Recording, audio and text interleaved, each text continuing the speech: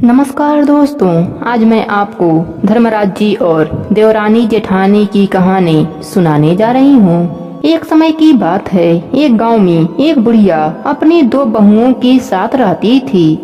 बुढ़िया के पास गायें थी। बुढ़िया रोज गाय के दूध का दही जमाती, बड़ी बहू को दही बेचने के लिए देती और छोटी बहू को मट्ठा बेचने के लिए देती थी। रोज बड़ी बहू का दही बिक जाता, परंतु छोटी बहू का मट्ठा नहीं बिकता। जब छोटी बहू घर आती तो सास उसको खड़ी खोटी सुनाती। जेठानी बहुत खुश होती कि सास छोटी को खड़ी खोटी सुना रही है। रोज सुबह छोटी बहू बोलती, माँ जी आज हमको दही दे दो बेचने के लिए। सास कहती, जब बड़ी चाहेगी तो मैं तुम्हें दही बेचने के लिए दे दूंगी। कई दिन ऐसे बीत गए।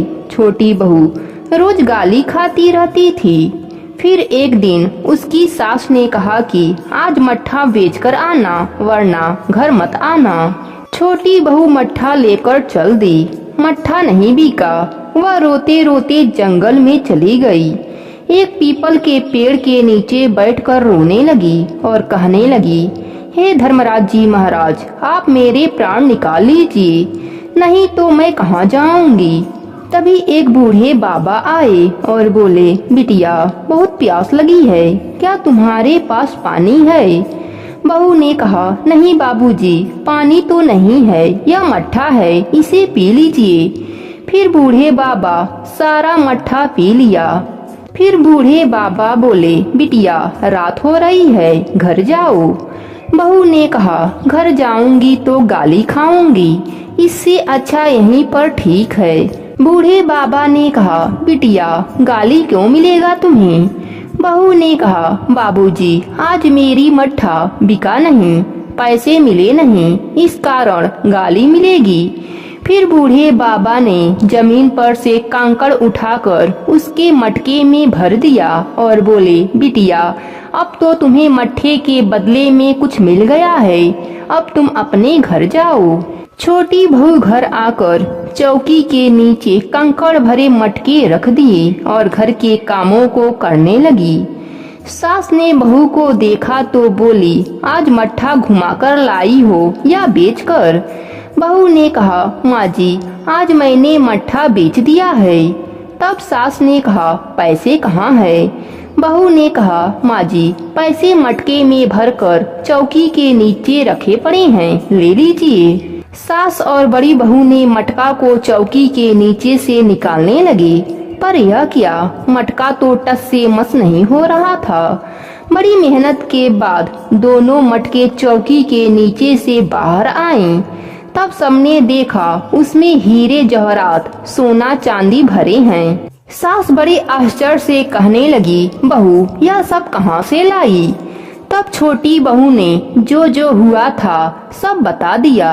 बड़ी जेठानी सोचने लगी, अब तो इसका मान ज्यादा होगा, हमको तो सास पूछेगी ही नहीं। बड़ी बहू ने कहा, माँ जी आज से मैं मट्ठा लेकर बेचने जाऊंगी। सास ने कहा, ठीक है। देवरानी ने दही ले लिया और जेठानी ने मट्ठा ले लिया। देवरानी से पूछ लिया कि कैसे कैसे कहाँ कहाँ गई थी। देवरानी ने सब बता दिया। फिर जेठानी चलते चलते जंगल में चली गई। पीपल के पेड़ के नीचे बैठकर धर्मराज जी को याद करने लगी। तभी एक बूढ़े बाबा आए और बोले, बहुत प्यास लगी है। जेठानी ने झट से कहा, पी लो बाबा, मट्ठा रखा है। बूढ़े बाबा ने मट्ठा पी लिया और बोले, घर जाओ। जेठानी ने कहा, खाली हाथ घर जाऊंगी तो सास गाली देगी। फिर बूढ़े बाबा ने कंकड़ उठाकर उसके मटके में भर दिया। जेठानी खुश होते हुए घर चली आई। चौकी के नीचे दोनों घड़ा रख दिया।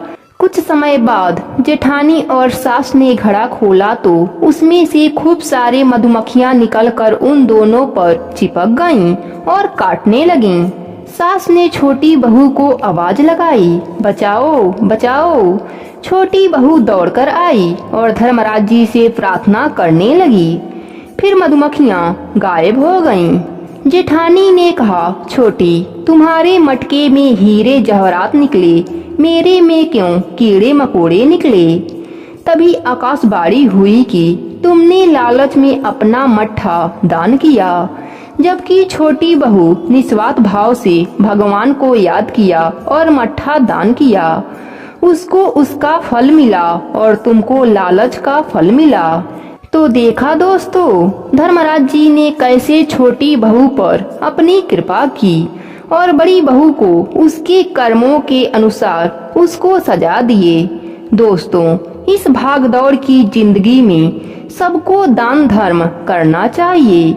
कुछ समय निकालकर भगवान के नाम का स्मरण करना चाहिए, जिससे हमारा इहलोक और परलोक दोनों सुखमय हो जाता है। प्रेम से बोलिए धर्मराज जी महाराज की जय हो।